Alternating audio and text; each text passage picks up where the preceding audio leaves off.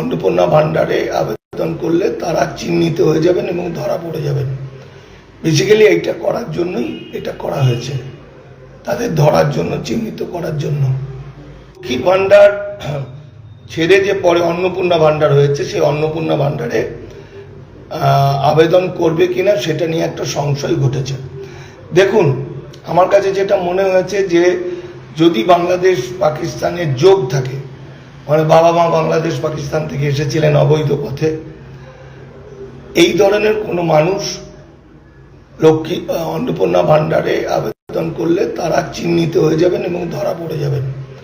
Basically এইটা করার জন্যই এটা করা হয়েছে, তাদের ধরার জন্য, চিহ্নিত করার জন্য। কিন্তু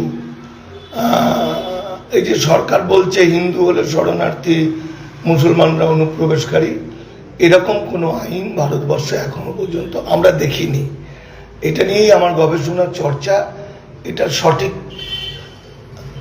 নয়, মানে এরকম কোনো লিখিত ডকুমেন্ট কেউ যদি দেখাতে পারে আমি মাথায় তুলে নেব, আমি তাহলে ক্ষমা চাইব।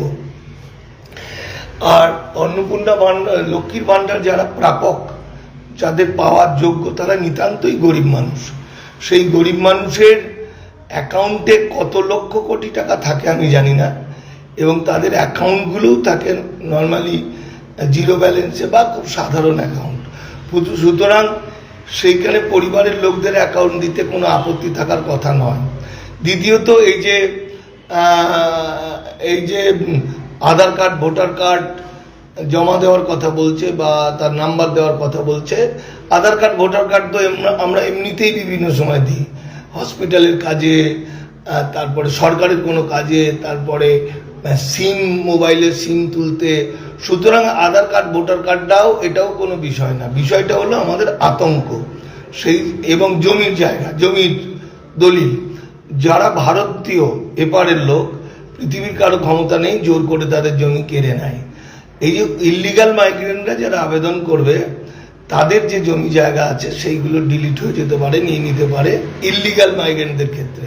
তাই আমি বলবো, যারা ভারতবর্ষের লোক, যারা যুগ যুগ ধরে ভারতে বাস করছে, তাদের কোনো রকম ভয় নেই। তারা অন্নপূর্ণা ভান্ডারে আবেদন করুন। না করলে বরং তারা একটা সন্দেহের মধ্যে পড়বেন, এবং পরবর্তী সময় বিজেপি সরকার বলবে যে অন্যান্য প্রকল্পগুলো দেবো না। সেই জন্যে আমি যতটা বুঝেছি, যতটা জেনেছি, আমরা দামাল বাংলা বলছি, উদ্বাস্তু পরিবার বাদে উদ্বাস্তুরা অনেকেই আবেদন করছেন, মানে বিপদে পড়বেন বা পড়ছেন, যাই হোক। কিন্তু এপারের যারা মানুষ, হিন্দু, মুসলমান, যে বৌদ্ধ, খ্রিস্টান, জৈন, আপনারা ভয় পাবেন না। সরকারের এই প্রকল্প, সরকারের প্রকল্প কোনো ভিক্ষা নয়, সারা পৃথিবীতেই এটা চলছে বিভিন্ন রাষ্ট্রে। ফলে অন্নপূর্ণা ভান্ডার আপনারা ধরে সুন্দর করে আবেদন করুন, এবং যারা প্রাপক তারা পাবে, আর যারা প্রাপক নয় তারা হয়তো অন্য প্রকল্পের ক্ষেত্রে প্রাপক হতে পারে। যাই হোক, আমি এখানেই শেষ করছি। আমি আর কি বলবো, যদি একটা arrogant Abhishek Bandyopadhyay air condition ঘরে থাকার ছেলে, অভিষেক বন্দ্যোপাধ্যায় তো আর জানে না কত পরিশ্রম করতে, কি করতে হয়। ও সবাইকে ধরে নিয়েছে ওরও ক্যামাক স্ট্রিটের এমপ্লয়ি। হবে না এসব, আমি পারবো না। আমিও সহ্য করতে করতে একটা সময়ের একটা এসে গেছি। 2022-এ আমি এই কথা বলেছি, আপনাদের সবাইকার কাছে সেই ভিডিও আছে, নতুন করে আমি কিছু বলছি না।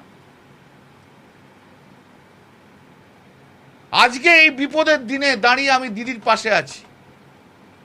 তাকে পর্যন্ত কিভাবে রেসপেক্ট করতে হয় সে জানে না।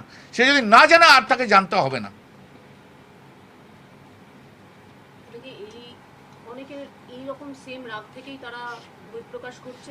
হতেই পারে, কিন্তু আমি তো সবসময় বলি যে আমি দিদির সঙ্গে আছি, সব কিছু আমি সহ্য করছি। কিন্তু সহ্য করার পরে অভিষেক ব্যানার্জি যদি এইরকম কাজ করে, অ্যারোগেন্সি দেখায়, হুইমজিক্যাল হয়, সবাইকে এমপ্লয়ি ধরে নেয়, তাহলে করা সম্ভব নয়। মমতা দিও বেছে নিক, কি করবে? অভিষেককে নিয়ে থাকবে, না আমার মতো যারা অভিষেকের প্রতি যারা ক্ষুব্ধ তাদের সংস্কার হয়েছে, ধর্ম সংস্কার হয়েছে। আপনি বলুন, হিন্দুদের টোলে পড়ানো হতো, সেই টোল উঠে গেল, তারা আধুনিক শিক্ষা এলো। কিন্তু আমাদের ধর্মের সংস্কার আধুনিকরণ যাদের উপর দায়িত্ব ছিল তারা কেউ হাত দেয়নি, তারা তাতে কোনো হাত দেয়নি।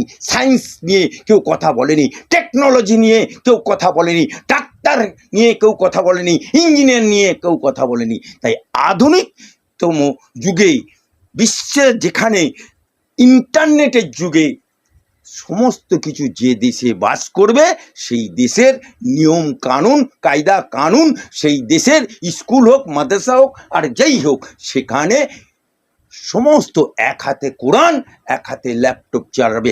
ইমান আপনি বোরখা পরে রাস্তায় বেরোচ্ছেন, আমি চ্যালেঞ্জ করে বলছি, ফুরফুরা শরীফের বহু বহু বহু ঘরের মেয়েরা যখন বেরোয়, বোরখা পরে বেরোয়, আর এখানে এসে বোরকা খুলে বারের ড্যান্স দেখছে, সিগারেট খাচ্ছে। আমার কাছে প্রুফ আছে, বহু মুসলমান বোরকা পরে বেরোয় আর এখানে কলকাতায় এসে বোরকা উঠে যায়।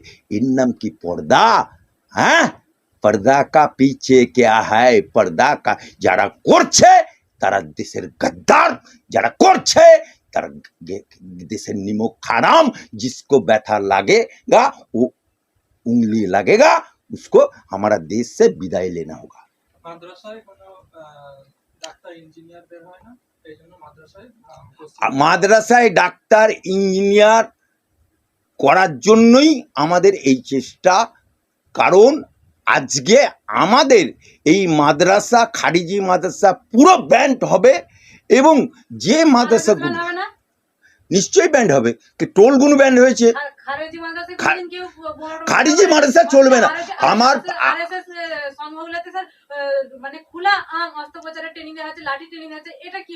আরে ওটা ওটা ওটা ওটা 80% সনাতনীদের দেশে থাকতে গেলে সনাতনী কায়দায় চলতে হবে। তা তোমার যদি ব্রিটিশ তখন তো দেশ ভাগ হয়নি, হ্যাঁ, কিন্তু তারপরে তো দেশ আলাদা করে নিয়ে চলে গেছে। স্বাধীনতার ইংরেজকে তাড়িয়েছে, তারপরে তো দেশ ভাগ করে নিয়ে মুসলিম লীগ চলে গেছে, জিন্না নিয়ে চলে গেছে। এটা তো হিন্দুস্তানের জন্য, এটা তো হিন্দুদের জন্য তৈরি হয়েছে। তাহলে তুমি মুসলমান দেশ নিয়ে চলে যাবে, তুমি তখন কে বলেছিল, কে বলেছিল, কোন সরি বাচ্চা বলেছিল যে হিন্দুস্তানকে ভেঙে টুকরো করো, পাকিস্তান করো? কেন গেছিল, কি কারণে গেছিল? দেশ স্বাধীন করেছিল, ইংরেজদেরকে তাড়িয়েছিল হিন্দু মুসলমান একভাবে, কিন্তু মুসলমানদের তখন জিন্না মুসলিম লীগ দেশ ভাগ করেছিল। এটাকে কেউ দেখছে না। 15% আজকে আমরা কেন থাকবো? আমরা তো 100% থাকার কথা। 85% মুসলমান চলে গেল কেন এই দেশ ছেড়ে? 85% এই বাপদাদার কারবার নিয়ে কবর ছেড়ে চলে গেল কেন? আমার দেশের সমস্ত কিছু তেরঙ্গা এঁকেছিল কে জানেন? একজন মেহরুন্নেসা তেরঙ্গা এঁকেছিল, নকশা করেছিল মেহরুন্নেসা। ইয়েতে লালকেল্লায় প্রথম যে তেরঙ্গা ঝান্ডাটা তুলেছিল সেটাও একজন মুসলমান। তাই দেশ স্বাধীন করেছিল মুসলমান, আবার দেশ ভাগও করেছে মুসলমান। এই যে মমতা ব্যানার্জি তিনি দিল্লি গেছেন মহাজোটের জন্য এবং সোনিয়া গান্ধীর হাত ধরছেন, এটা কিভাবে দেখছেন? এ তো ঘুটে কুনের বেটা, যে পাত খায় সেই পাতই ফুটো করে। আজকে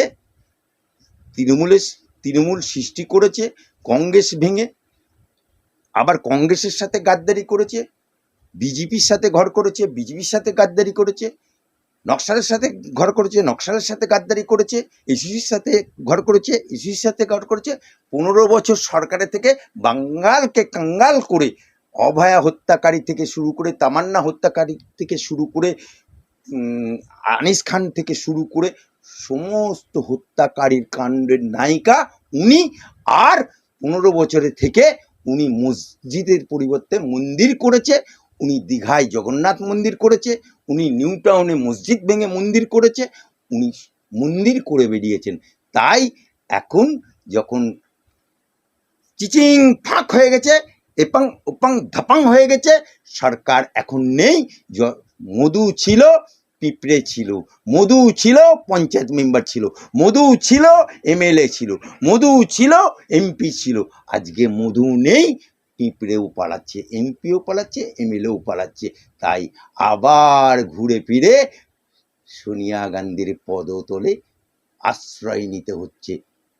বাকিটা টেলার চলছে, পিকচার আবি বাকি হয়। বলছিলাম আমাদের সংবিধান রচিত হয়েছিল এটা যেহেতু মিশ্র সংস্কৃতির দেশ, বৈচিত্র্যময় দেশ, এখানে অনেক ধরনের মানুষ থাকে। এবার সেই সংবিধানে লেখা আছে যে যার